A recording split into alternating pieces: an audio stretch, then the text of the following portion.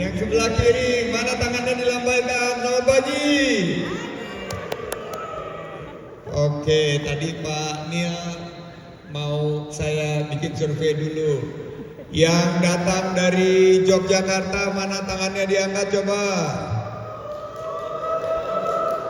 Suaranya mana yang dari Jogja? Dari Jawa Tengah, mana Jawa Tengah? Oh, sama. Dari Jawa Timur ada? Wih, ada juga. Dari Jawa Barat ada?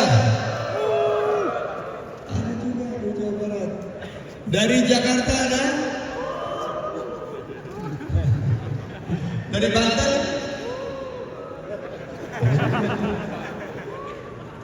Dari Sumatera, kata Pak Nil ada dari Sumatera. Mana Pak dari Sumatera?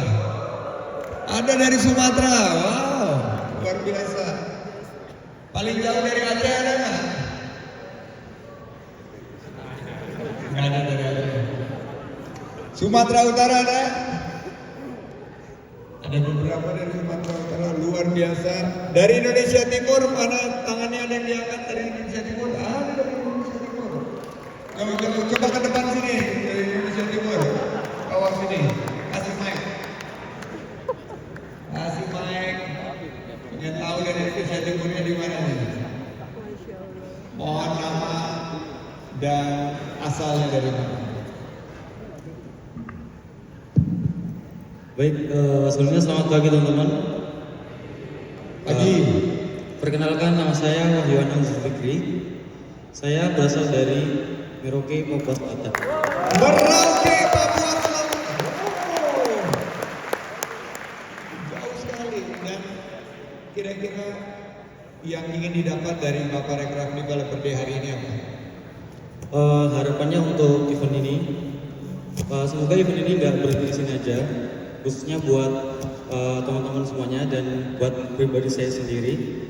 Apa yang diselenggarakan oleh event ini dapat bermanfaat bagi saya untuk berkembang di bidang kerja selanjutnya, seperti itu. Cita-citanya apa? Cita-citanya jadi program. Jadi programmer ya. Oke, kita doakan jauh-jauh dari Merauke untuk sukses menjadi programmer. Tepuk tangan untuk saudara kita dari Papua Selatan. Silakan kembali ke tempat. Ini menunjukkan bagaimana kehausan terhadap ilmu tersebar di seluruh negeri. Mulai dari Sumatera, mungkin di ujung paling barat di Aceh sampai ke Papua Selatan di Merauke, ada keinginan untuk mendapatkan ilmu untuk menjadi digital talent atau developer yang handal. Bismillahirrahmanirrahim. Assalamualaikum warahmatullahi wabarakatuh. Waalaikumsalam warahmatullahi wabarakatuh. Apa kabarnya semuanya? Selamat pagi. Salam sejahtera bagi kita semua. Shalom, sugeng enjang. Om Swastiastu, Namo Buddhaya, salam kebajikan, salam sehat, penuh semangat, rahayu untuk Indonesia maju. Yang saya hormati Pak Tri Saktiana yang mewakili Karso Dalem, salam hormat, matur sembah nuwun kehadirannya, dan juga Pak Odo dan Pak Hoki, para deputi dan dirjen, Pak Adi Nuryanto dari Kemdikbud, salam untuk Mas Menteri. Juga mari kita sambut dari Hijrah Bank, Mas Budi Triawan Yunia. Kehadirannya ini Hijrah Bank yang nanti akan memberikan pendanaan bagi ide-ide terbaik yang sudah terbungkus dalam sebuah hak kekayaan intelektual. Juga hadir dari Nadi Group Pak Hendra, terima kasih. Dan dari Decoding CEO-nya Bapak Narendra Wijaksono, terima kasih. Ini adalah mitra kita. Dan seluruh speaker, moderator, dan peserta BDD 2024. Saya awali dengan pantun pembuka, mohon cakepnya. Are you ready? Ready? Ngoprek coding sampai pagi. Nyontek AI biar cepat. Talenta digital teruslah dicari. Selamat datang di BDD 2024. Syukur kehadirat Allah Subhanahu wa taala di hari Minggu, di saat biasanya adik-adik kita, mbak-mbak dan mas-mas ini nyantai-nyantai di rumah dan rebahan, kalian mengambil sebuah keputusan penting untuk hadir di acara yang luar biasa ini. Jadi kehausan akan ilmu ternyata mengalahkan keinginan untuk rebahan.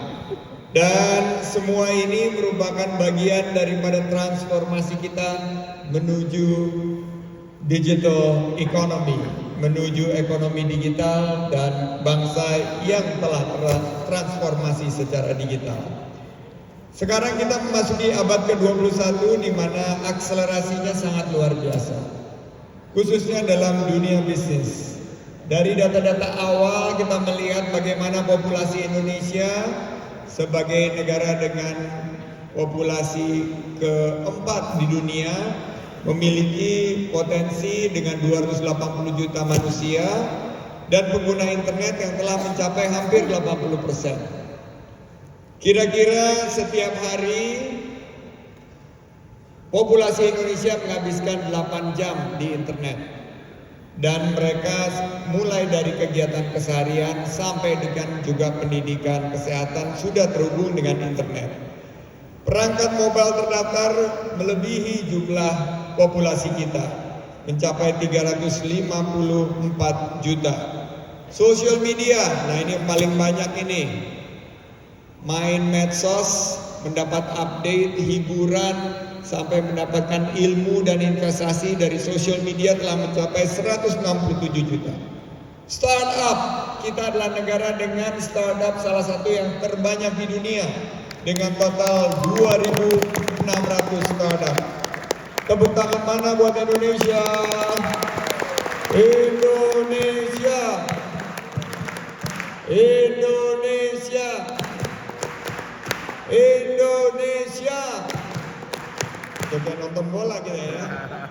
Ada 2 dekakorn, ada 13 unicorn, dan ini adalah bagian daripada top 10 di dunia. Nilai ekonomi digital Indonesia tahun lalu mencapai 82 miliar US dollar, bertumbuh 8%, hampir 2 kali lipat dari jumlah pertumbuhan ekonomi secara nasional. Dan diprediksi di tahun 2025 mencapai angka yang lebih tinggi lagi 109 miliar dolar. Dengan melihat angka-angka ini, saya mau bertanya kepada yang hadir di sini, kalian ingin menjadi penonton atau pemain? Menjadi follower atau leader? Dan mudah-mudahan kalianlah akan menjadi talent, bukan hanya menjadi pasar, tapi menjadi talent yang bisa mengembangkan ekonomi digital di Indonesia. Namun ada tantangan yang sangat luar biasa. Laporan Bank Dunia menyampaikan bahwa kita kekurangan digital talent. Kita sangat memiliki sebuah gap untuk menghadirkan digital talent. Kita perlu 9 juta talenta digital. Hari ini hadir 1.100. Dan kita perlu lebih dari 900 kali lebih dari jumlah yang hadir di sini, karena kita punya 9 juta kebutuhan talenta digital yang harus kita hadirkan untuk mencapai Indonesia maju di 2045 Indonesia emas. Berarti ada 600.000 per tahun, ada 600 sesi seperti ini yang harus kita lakukan dengan orang-orang yang baru. CEO Decoding menyampaikan sebagian dari Bapak Ibu, Mbak-mbak dan Mas-mas yang ada di sini telah mengikuti pelatihan sebelumnya. Kita perlu 600.000 per tahun, 600 kali ruangan ini untuk bisa mencapai 9 juta talenta digital yang kita butuhkan untuk mencapai Indonesia emas. Sanggup kita semua? Kurang apa? Sanggup kita semua? Siap menjadi talenta digital? Baik, nah inilah kita harapkan bisa kita ciptakan dari kegiatan Baparekraf Developer Day atau BDD. Dan kita sekarang sedang mengalami bonus demografi, tapi tidak akan terjadi sepanjang masa. Bonus demografi kita akan berakhir di tahun 2040. Hanya 15 tahun lagi kurang lebih. Bonus demografi ini harus kita isi dengan talenta-talenta digital. Kita lihat negara-negara yang berhasil keluar dari jebakan kelas menengah. Sekarang Jepang yang telah berhasil menjadi negara maju, mereka mendapatkan PDB 17.000 sementara atau 17 triliun. Singapura, Hong Kong, dan Korea, negara yang telah berhasil menghasilkan bonus demografi menuju negara yang maju. Nah, negara ini berhasil menginvestasikan di SDM-nya. Jepang tahun 1970 berhasil tumbuh menjadi negara maju setelah dihancurkan oleh Perang Dunia Kedua.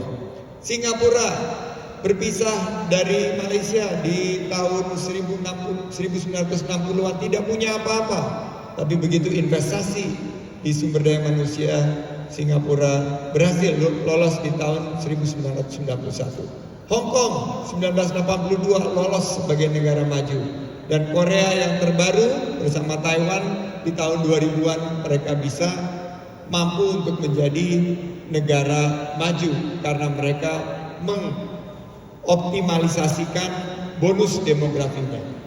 Korea sekarang semua mengerti Korea sebagai kekuatan ekonomi kreatif dunia. Siapa yang suka nonton drakor angkat tangan?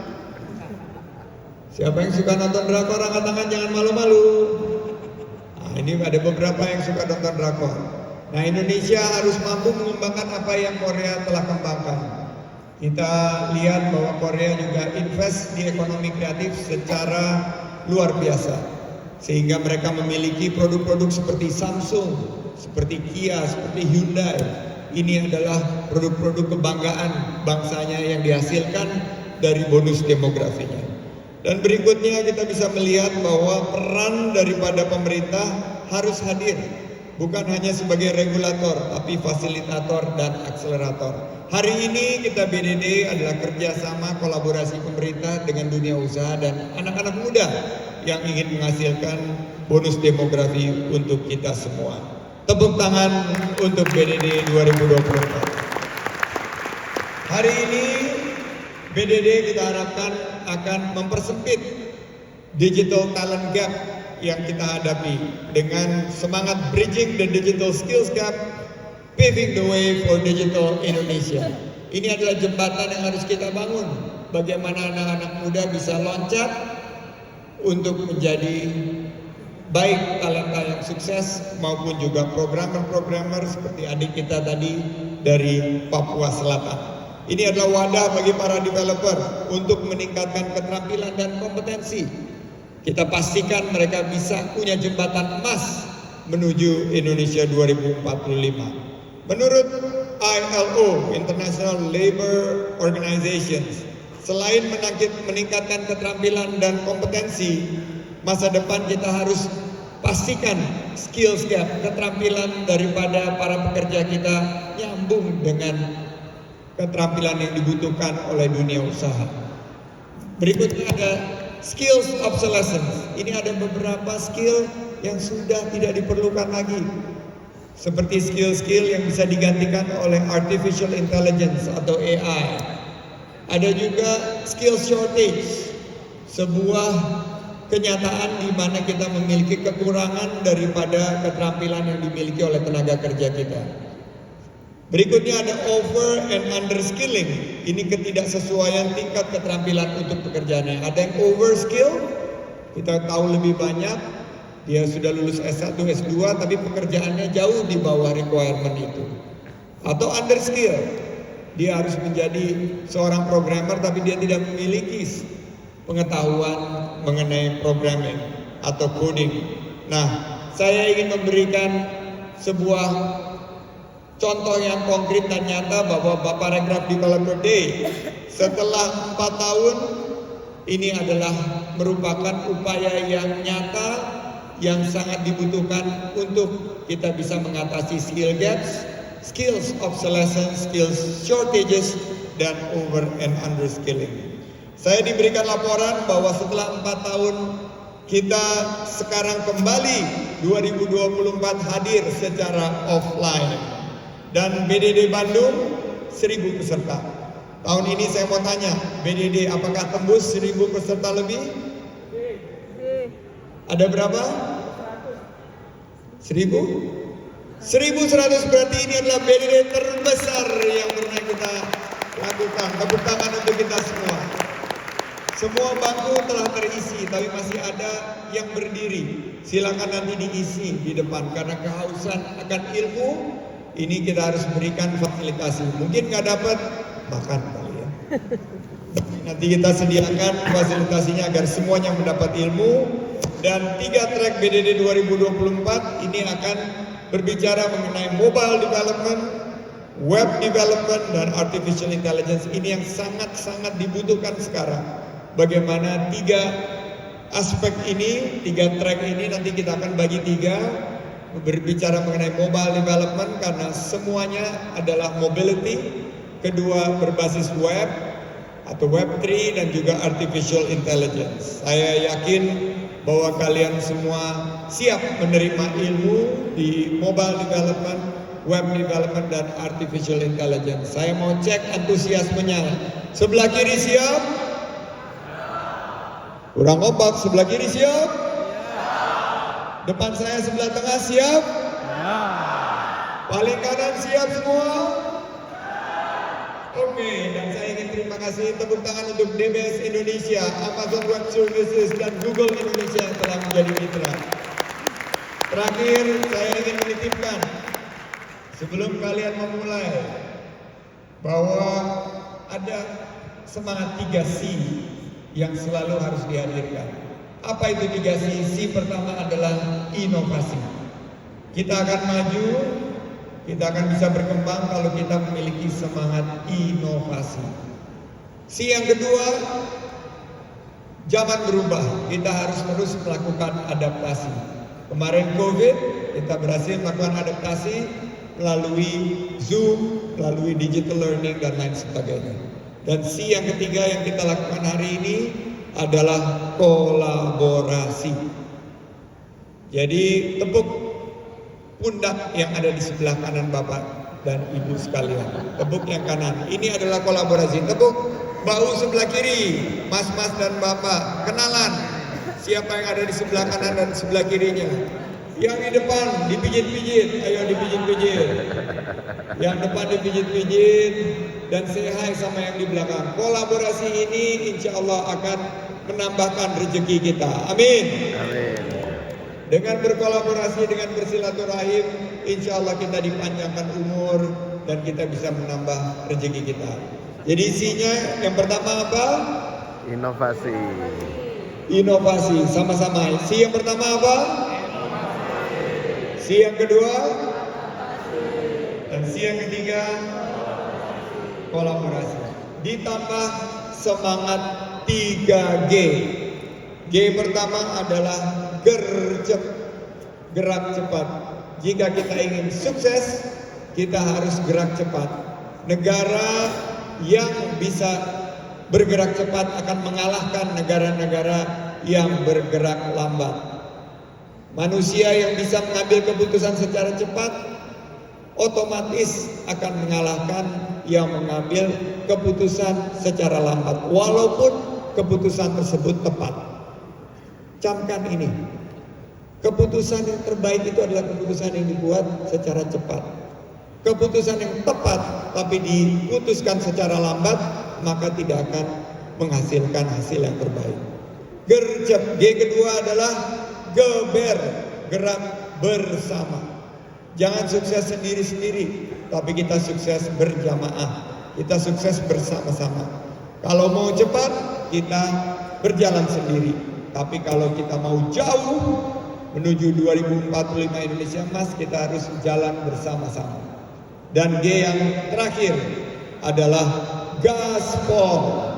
Garap semua potensi, all-nya itu online. Ini yang harus kita bawa dalam semangat pembaruan kita. Jadi G pertama apa? Garca. G pertama apa? G kedua? Dan G ketiga? Gaspol. Demikianlah yang bisa saya sampaikan. Selamat menimba ilmu. Saya akhiri dengan pantun penutup. Mohon cakepnya yang lebih semangat lagi. Pergi ke Jogja di akhir pekan. Tidak lupa beli bakpia jadi andalan. Mari bersama bergandengan tangan. Tingkatkan kolaborasi agar ekraf semakin terdepan. Terima kasih. Wabillahi taufiq wal hidayah. Wassalamualaikum warahmatullahi wabarakatuh. Santi Om. Balik ke MC. Baik, kita